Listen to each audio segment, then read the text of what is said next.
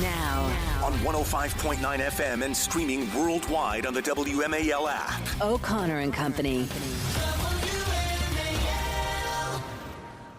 Good Tuesday morning. It is 6:07 on these final days of 2024. I can't believe it. I hope you're getting that Christmas shopping wrapped up. 8 days till Christmas. So get out there, get shopping. We've got a great show today at 6:35. Cully Stimson, Senior Legal Fellow at the Heritage Foundation. He'll talk about Judge Merchan's recent refusal to throw out Trump's New York nuisance lawsuit. At 7:05, Ian Pryor, American First Legal. He'll talk to us about a new investigation they've launched about Loudoun County School Board's connection to the infamous DOJ memo that was used to target American parents. 7:35, Chuck Thies, D.C. political analyst. He'll give us an update on the effort to expel D.C. Council member Trayon White. 8:05, Curtis Hoke on the latest CNN, embarrassment, which we're just about to talk about. And 8:35, Gordon Chang on the latest news out of China. I'm Julie Gunlock with Hans von Spakovsky. Good morning, Hans. Good morning to you, Julie. I can't get enough of this next story we're going to talk about. This will bring a smile to your face. And again, Curtis Hoke's going to talk to us at 8:05 to expand on this. Let's set it up. There was CNN, their foreign correspondent, I think her name is Clarissa Ward. They're in Syria, and they go into a prison in Syria. It's empty. But then, let's listen to cut 5. I can't tell, though. It might just be a blanket. But it's the only cell that's locked. Is he going to shoot it? The guard makes us turn the camera off while he shoots the lock off the cell door.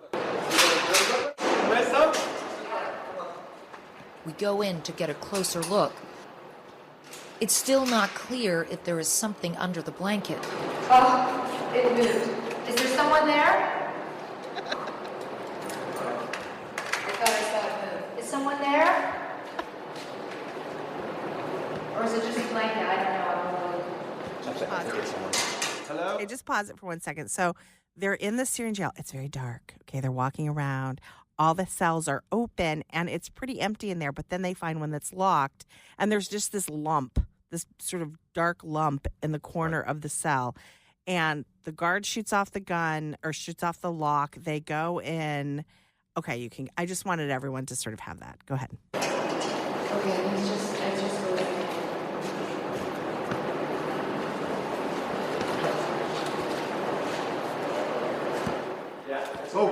Okay, he moves.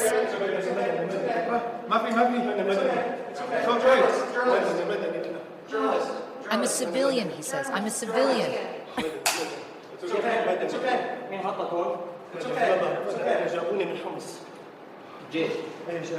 All right. He tells the fighter he's from the city of Homs and has been in the cell for 3 months. Okay, you're okay. You're okay. You're okay. You're okay. He clutches my arm tightly with both hands. Okay. Does anyone have any water? Water. My. Okay, it's water. It's water. Okay. Yeah. Okay, you're okay. Okay, so it's pretty dramatic scene. You can tell you're okay. He clutches her hand. This is Pulitzer Prize winning stuff there, Hans. So she does this report like he's one of the poor prisoners who was there, and no, it turns out he was one of the torturers. Right. And you would look. She's supposed to be this smart foreign correspondent, right? You would think it would occur to her that when the regime falls, the first thing that would happen is all the real prisoners would be let out. And that's why the place was empty. Yes. Who would stay there? Right. One of the people who's afraid to be out on the streets because he might be recognized. He might lock himself into a cell even. Yes. Right? And then the other thing, it was very funny watching, because there's several people on Twitter who almost instantly said, boy, he looks awfully clean shaven. And he has a proper haircut. And his nails aren't very long because there were close-ups on his hands as he was drinking from that water bottle. I wonder, I mean, no curiosity also about why are you hiding under a blanket? Why are you in this? Why are the only one in this cell? No. They immediately, it's funny. It's almost like they immediately saw the Pulitzer potential here. Yes, and she jumps to these conclusions that will help her get that Pulitzer. Yes. So, yes, it turns out that this was Salama Mohammed Salama. He was a first lieutenant in the Syrian Air Force intelligence, and he has a long history of alleged war crimes, apparently including torture and other things. I mean, this isn't a nice guy. And they treated him, I have to say also, I mean, they went out on the street. He was hugging Clarissa Ward, the CNN reporter. He was hugging her. He was, she really thought she had found, a tortured soul in this prison. Right. Not so. Well, you would have thought that she might be a little more observant being a reporter, but she obviously wasn't. So, as we were saying, just another embarrassment. And CNN started out right. There were no cable news networks. It started out with such great potential. Oh yeah. And the fall of CNN into the cesspool it is today is just unbelievable. Yeah. And again, it was interesting because when people first doubted this, there were a bunch of reporters, including some Fox News reporters, who came to Clarissa Ward's defense and were saying it's outrageous that people are questioning her reporting here, right? Where people were saying, I mean, they walked into that cell and immediately accepted that he was this poor, tortured Syrian civilian, not the torturer and man who's famous for war crimes in Syria, an Assad lieutenant. So it is amusing, but it's also kind of, sad that CNN has fallen so far. Again, we'll talk to Curtis Hoke about this at 8:05. Yes. Jake Tapper, he addressed this on the air. Do we have cut 6? Another just absolutely remarkable report. CNN's Clarissa Ward in Damascus doing vital journalism. Thank you so much. We'll be right back. So I'm sorry, I'll walk that back. It wasn't him addressing the sort of scandal. It was him praising her. Typical. Not surprised. And taking things at face value. The reporters aren't supposed to do that. They're not. And they certainly wouldn't do that with a conservative. No. Take anything at face value. I don't know the exact circumstances, but I think this reporter, Clarissa Ward, has a little bit of a history of a love of the dramatic. There have been other incidents where, she claims she's been in a crossfire and, almost been shot. I think there are some incidents with Clarissa Ward. Again, kind of like Hillary Clinton. A little bit. She'd been shot. Yes, exactly. I think she sort of has a tendency to be a little bit dramatic. So anyway, we'll continue to talk about this more with Curtis Hoke. It is really a great, great story.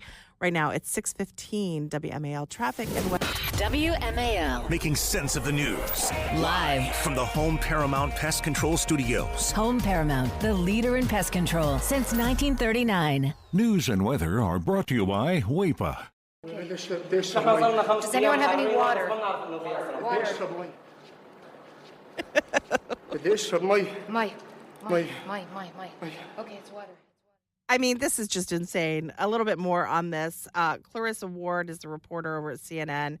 I wish you could see this scene that sort of played out. They go into this dark Syrian. Now, look, these places are brutal, okay? Trey Yingst has been doing great work over in Syria and revealing, some of the victims of these jails. Some of people have been, they have kids coming out of these Syrian prisons that have been there most of their life. They have video of one who cannot talk, and people telling horrible stories about torture and, again, being in these jails for years. So not to downplay what reporters are finding in these prisons in Syria, but there are also bad people in these prisons in Syria. It's not all just nice guys. Apparently, Clarissa did think that the Syrian jails were filled all with nice guys because they see this dark lump on the floor. Okay, the prison is entirely empty. Then they're walking through it, I guess, looking for anyone who's left. They find a locked cell. They find a body on the floor. It moves.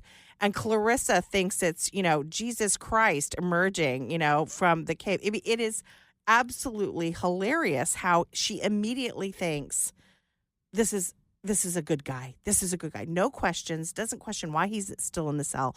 Doesn't question why it's locked up. Doesn't question why he's hiding under a blanket. Right. No questions. Just give him water. He's a saint. And doesn't question his general cleanliness, cut hair, all the Clean things nails. that you would not expect if somebody had actually been in prison for months, but in such a brutal prison. Right. And again, just that if we can play cut 6, because this is the reaction she got from Jake Tapper.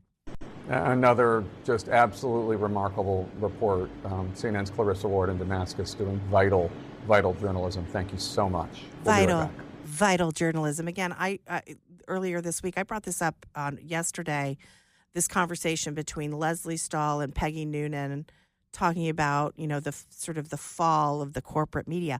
This is a perfect example of this. It is a perfect example of it. In fact, this has now been going on so long that the CNN reporter reminds me a little bit of Dan Rather. And the way Dan Rather would tend to exaggerate things and jump to conclusions. In fact, she was acting Rather-esque. Brian Williams, right? Yes. Remember Brian Williams? He sort of exaggerated his own experience in a war zone that got him kicked off the network. CNN is now saying it was misled by the man freed in Syria, and that this man misled Clarissa Ward. Yeah, he's a bad man. Maybe you should have asked a few questions. Done a little active reporting before you actually started reporting. Yeah, the man identified himself during the segment as a civilian named Abdel Gerbal, who was taken by the intelligence services from his home 3 months ago and interrogated, which apparently Clarissa just believed the minute he said it. He's actually Mohammed Salama. He served as a lieutenant in the Assad regime Air Force Intelligence Directorate, and has a history of war crimes. So not a nice guy. Again, it would be nice if CNN would ask questions before going whole hog, pretending that they have found this victim of Assad and the Syrian regime. So a little bit more embarrassment for CNN. We'll continue to talk about this. It's 6:21. So, Hans, this story is enraging. Another Biden administration failure. Biden spent $3 billion to build 93 electric mail trucks. In 2022, he announced a $9.6 billion investment to put 66,000 electric mail trucks on the road within 5 years. $3 billion, and 2 years later, 93 trucks. Wow, doesn't that rival some of the stories we used to hear about the Pentagon and Pete Buttigieg, $50,000 sinks and stuff like that? Yes, yeah, exactly. Remember Coburn's waste book, Senator Coburn's waste book. This whole move to try to go to electric vehicles is such a boondoggle. It's a scam. It's foolish. Big trucks. Mail carriers who are traveling for hours every day, they just are not built or equipped to run on electrical power. Yes. This reminds me also of the embarrassment of Pete Buttigieg. I'm going to get this story wrong. Maybe you can remind me of him being questioned on putting electric vehicle power stations all over the country, and they spent billions and billions of dollars. Right. And then they had 10? Right, Something. and they've been trying to convince people to get cars in parts of the country where electric cars don't work well in deeply cold weather. Yes. Places like that he ought to know about, given where he's from. Places like Minnesota and stuff, where in the winter, electric batteries lose so much power that you are stupid if you have an electric car. Yeah.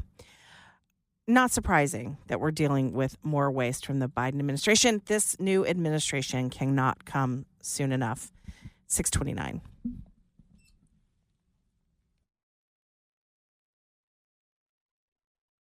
WMAL-FM, Woodbridge, Washington, a Cumulus media station. Making sense of the news. News Talk 105.9. Now. On 105.9 FM and streaming worldwide on the WMAL app. O'Connor and Company.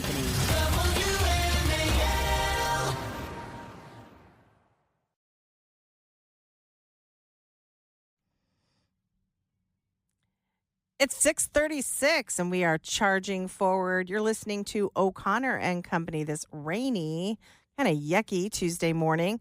But we do have a great show today at 7:05. Ian Pryor with America First Legal. 7:35, Chuck Thies on D.C. Council member Trayon White, the latest there. At 8:05, Curtis Hoke on CNN's hilarious story about how they mistook a war criminal for an innocent Syrian prisoner. It's a real doozy there. And at 8:35, Gordon Chang on the latest news out of China. I'm Julie Gunlock, sitting in for Larry O'Connor just for a couple more days. He's back on Thursday, and I'm sitting alongside Hans von Spakovsky. Good morning, Hans. Good morning, Julie. So how many days, shopping days, do we have 8 left? days. 8 Get days? out there. Okay, What are you doing? What are you doing? I need to get busy. Yeah, put your AirPods in and go to Home Goods. Come on. You got to get out there. You got to get it done. Joining us now is Cully Stimson, Senior Fellow at the Heritage Foundation. Good morning, Cully. Good morning. Thanks for having me. Well, I'm glad you're here. A lot of legal news. Judge Merchan recently had a ruling. He refused to throw out Trump's New York nuisance lawsuit. And I'm going to sort of let you and Hans discuss this because two legal minds here. But is this not a direct violation of the Supreme Court's decision on presidential immunity? Well, his opinion, he tries his best to say it doesn't, but I'm not persuaded. Remember, the Supreme Court said that presidents are absolutely immune for official acts. They're not immune for unofficial acts, and they're presumptively immune for actions they took at the what they call outer perimeter of official responsibilities. And courts who prosecute presidents may not inquire into the president's motives. And here's the key, Julie, and I think Hans will pick up on this because we've both written about this. The court may not introduce the testimony or private records of the president or his advisors, and they may not be admitted at trial. And so what the judge does in looking at the Hope Hicks and Madeleine Westerhood and Michael Cohen and then the Twitter posts, try to distinguish between why this is not that important, and even if it was, it's plain error review. And I'm not persuaded. I don't know about you, Hans. Well, I'm not persuaded either. Has there been a single instance in this entire case where Judge Merchan has ever ruled against the prosecution and in favor of the president's lawyers? I can't think of a single instance. It was just another sign, I think, of how biased a judge he is. Well, I didn't sit in the trial, so I'm sure he made hundreds and hundreds of rulings, and even a blind squirrel finds a nut every now and then. But the interesting thing about his opinion is the written opinion from yesterday is that Bragg, the Soros Road prosecutor, argued that actually the defense team didn't object to the testimony of Hicks or Madeleine Westerhood or Michael Cohen on presidential immunity grounds, and therefore, since they didn't object, they waived the objection. The judge actually agreed with Bragg on Madeleine Westerhood, Michael Cohen, and said, well, you didn't object every time they asked questions, the prosecution asked questions, and so therefore you waived it. That doesn't even tackle the issue of the Supreme Court's ruling that says you can't admit the testimony of your advisors, period, at trial. He doesn't deal with that square on. So I'm just not convinced. And this leaves this decision, this case, in legal purgatory, which is exactly where they want it. This sort of Damocles hanging over his head. Yeah, they want this case there to be present and waiting in the wings during his entire presidency. And then if Alvin Bragg is still in office, right, he wants to resume the whole case after Trump leaves. Right, and of course, Bragg promised when he was running to prosecute the president. So did other people, our friend down in Atlanta and the Attorney General of New York. I think that that's an ethical violation personally. You should not be running to promise to prosecute somebody. You're not even the prosecutor yet. And so this decision, no doubt, because it's based on the immunity ruling, will be appealed. And I have a hard time believing as a former judge that this decision is going to stand, because how can he put himself in the shoes of the jurors and say, well, even if I, the judge, let in Hicks and Westerhoots and Cohen's testimony and the Twitter posts from Trump incorrectly, the jury would have still convicted him. You don't have those prescient powers as a judge. You don't know what the jury is going to do. They may have hung on one person's testimony. So I hope that the appeals court will look through this opinion and see it for what it is, which is a position of legal purgatory that should just be overturned and then sent back to Bragg if he wants to try to rebring a case and can reconstitute some sort of case. That's up to Bragg. Is it too late for a new U.S. Justice Department to do anything about this case? Because, if the Justice Department had been doing what it should have done when this case was first filed, I think they would have jumped in and said, look, you're a local prosecutor. You're asserting that this was a federal campaign finance violation, that he didn't report this, but you don't have the authority to enforce federal laws on campaign finance. That's something we, the Justice Department, do, and we don't think there was a violation. That's something the Federal Election Commission does. They haven't done anything about it. They would have. It seems like they would have jumped in and asserted that they have jurisdiction over this, not a local prosecutor. They obviously didn't do that. The Biden administration didn't. They wanted this to go forward. Is it too late once Trump's folks take over the Justice Department for DOJ to come in and do anything like that? Well, it's a good question. I mean, you've written very eloquently and extensively about this issue. I would have to give more thought to it. I suspect the left would go crazy if the Trump Justice Department now weighed in and said, actually, the Trump argument is the better argument. That doesn't mean it's not the right thing to do. It may indeed be the right thing to do. I just don't know whether it's time barred or there's some other procedural hurdle that prevents them from doing that. Well, Cully, we need to keep it there. Thank you so much. We'll keep watching this and hope you come back and update us as things happen. Thanks for having me. It is 6:44. Miss anything? Don't worry, we've got you covered. Get today's breaking news on the Vince Colonnese Show, weekdays 3 to 6, right here on WMAL. So this is just embarrassing, Hans. This next story. A Supreme Court Justice, Ketanji Brown Jackson, the newest member of the court, just appeared on Broadway. Did you know that she's a Broadway star now? Yeah, I unfortunately viewed the video. Yeah, it's really embarrassing. She is appearing in a play on Broadway called And Juliet. Now get this, of course, this is so typical. It is a modern queer retelling of Romeo and Juliet. And hey, lucky for you, we have a clip, cut 7. Female empowerment. Oh my God. Sick. I like it too. I think what I like about it is that I am having a very strongly negative reaction to it. Like I hate it. Which makes me think it must be brilliant. So embarrassing. Got this feeling in my body. Can't stop the feeling. Got this feeling in my body. Yeah, okay. So she's prancing around on the stage in this, I don't know, this period I don't know. Is it a period costume? I'm not really sure. And again, this is about Juliet, who, this is sort of the retelling of Romeo and Juliet. You know, it's all the rage now, right? You have to retell these stories.